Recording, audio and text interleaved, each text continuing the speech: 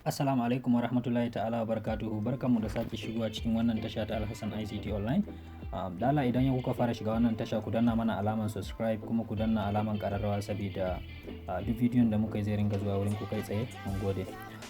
Yau za mu yi magana ne akan Pi Network, wato yadda zaka hanyoyi da ake bi a ajiye wallet passphrase na Pi Network a killace su kenan, da kuma hanyar da zaka bi ka kare waɗannan passphrase ɗin kada wani abu ya same su. Saboda an sha samun matsaloli sosai, musamman yanzu da aka dan fara P2P na Pi Network, wato sai ana ture-ture na Pi Network. Mutane da yawa na shaji sun samu matsala akan ana kwashe musu coins a wallet nasu, kuma gaskiya akwai sakacin mutane akan yadda abun yake faruwa. To shi na ce bari yi bidiyo akan yadda zaka ajiye hanyoyi da zaka ajiye wallet naka, da kuma hanyar da yafi inganci, da kuma ya zaka yi ka kare wallet passphrase naka na Pi Network. Idan zan je ga abu na farko, wato hanyoyi da ake ajiye wallet passphrase shine, na farko akwai haddacewa a kai, na biyu akwai rubutawa a paper ka ajiye shi kenan, na uku kuma akwai ajiyewa a waya. So zan fara magana akan yadda ake ajiyewa a waya, saboda shine mutane suka fi yin sa kuma shi yafi hadari sosai. Ya kamata a tsaya a saurare wannan jawabi. Yadda ake ajiyewa a wayan ya kasu kusan kashi uku haka. Na ɗaya akwai masu ajiye hoton passphrase din a wayansu. Na biyu kuma akwai masu ajiyewa a cikin Gmail nasu, wanda shi ma is very risky, yana da hatsari sosai. Na uku kuma akwai masu ajiyewa a note na cikin wayansu. Wannan application na note haka zaka dan yi note ka ajiye don kar ka manta abu ko in ce memo.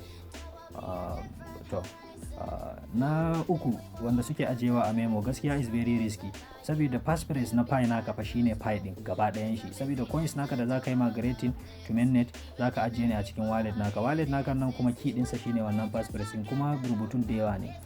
So sai kaga mutum ya je ya paste nashi kawai a cikin note na wayansa.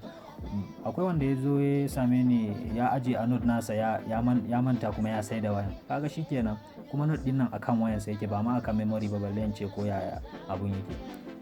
Yana da riski sosai ajiyewa a note. Ban yi recommending mutum ya ajiye a cikin note nasa ba, a kiyaye dan Allah. Sai dai idan mutum ya san bari taba canja waya ba, kuma kun sani bayan da za ka ce baka taba canja waya ba, maybe wayan ka zai iya faɗi baka sani ba, zai bata, kuma maybe zaka canja waya baka ankare ba, ka sayar da wayan. Kun ga wannan gaskiya ban yi recommending mutum ya using note wurin ajiye passphrase nasa ba. Sai masu ajiyewa a Gmail. Yes, ana ajiye passphrase a Gmail, amma akwai hanyoyi da ake bi wurin kiyaye wannan passphrase din. Hanya da zaka bi wurin kare wannan passphrase din shine, akwai masu shiga cikin Gmail direct. Mutum zai je ya ajiye passphrase nasa a cikin draft na Gmail. Yes, ana ajiyewa a cikin draft, amma gaskiya yana da ɗan riski shi ma, saboda duk wanda ya samu ya accessing na cikin Gmail application naka, ko aka yi hacking na email naka, ko email naka ya samu matsala, kaga kenan passphrase na Pi naka ya samu matsala. Ko da za ka yi ajiye a cikin Gmail, ka samu wani hanya da za ka ajiye kamar rubutawa a paper. Ina recommending mutane rubutawa a paper a ajiye sosai.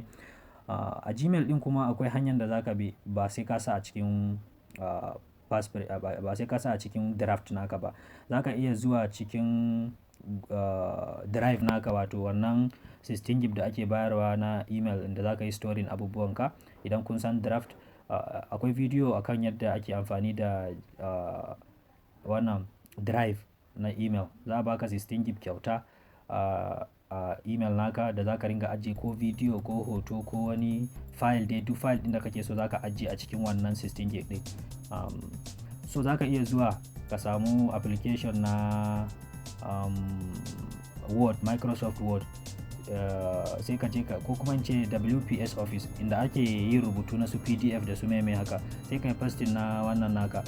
Idan kai pasting nashi, sai ka samu a cikin passphrase din, sai ka cire ko kalma biyu na farko ko a tsakiya wanda za ka haddace su a kanka, ka tabbata ka haddace su. Idan ka cire wannan kalma biyun, sai ka pasting a cikin wannan WPS Office din, inda kana so kawai ka samu file na note file wanda za ka ajiye a cikin wannan Gmail din. Idan ka samu file din ka ajiye passphrase naka, sai ka je cikin drive naka, sai ka ajiye wannan file din.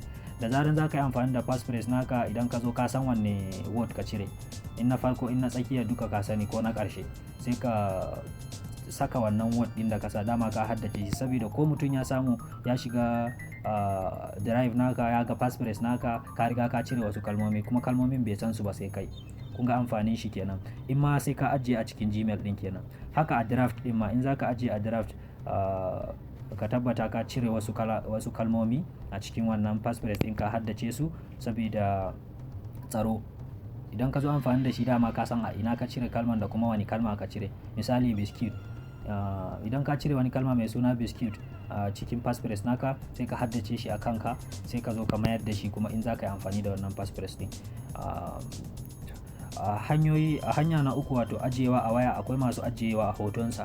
Sai ga mutum ya yi snapping na hoto wai kawai ya bari a wayansa. Wani ma bai san hoton ko akan waya ya ajiye ko akan memorinsa ya ajiye ba, shikenan shi ya yi snapping na passphrase, sai zai ya canja waya ko ya yi yaya passphrase nasa ya yi losing na passphrase nasa. Kuma da zaran ka yi confirming na passphrase naka a checklist na mainnet checklist na Pi Network, to ka riga ka yi confirming ne fa, shikenan in ka bude wani ma wancan ba zai aiki ba, wanda kai confirming da shi za ka yi amfani, kuma kaga ka yi losing, shikenan coins naka kuma sun shiga wani hali gaskiya.